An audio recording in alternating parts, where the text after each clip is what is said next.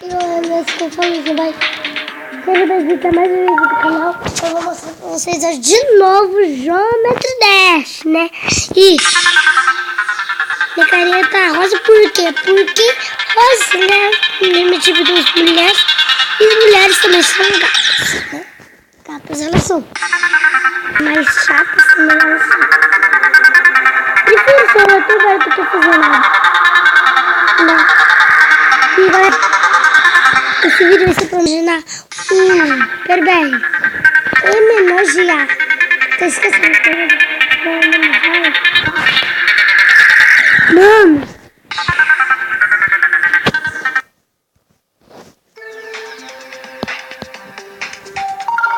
Vamos para o skate mode, porque senão, né, travando, acho que não vai travar para o skate mode. Isso.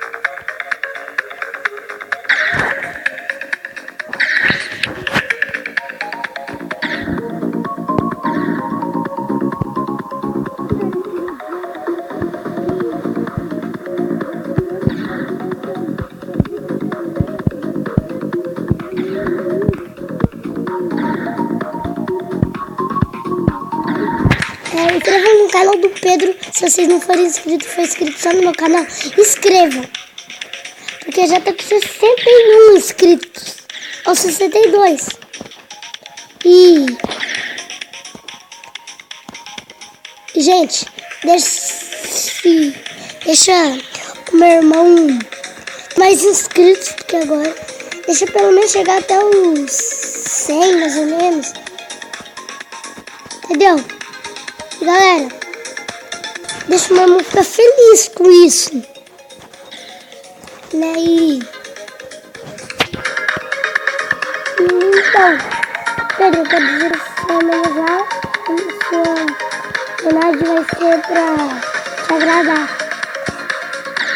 E te agradar é como você escreveu tudo do Lago da Prata. Lembra tudo do Lago da Prata? Pra mim, eu acho você. Não tenho a minha menor ideia. É você. Pra mim é.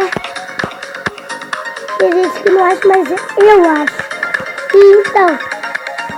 E galera. Antes de tudo, deixa o like nos comentários. E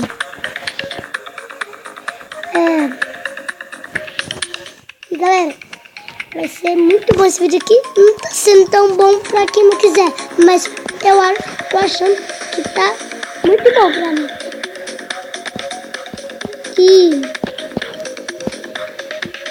então, eu acho essa fase fácil, mas no Skate Mode travando. Vocês têm que ver que é fácil. Tem que ver que é fácil na nossa vida. Tem que ver que é fácil mesmo pra Skate Mode. Travando ainda, não?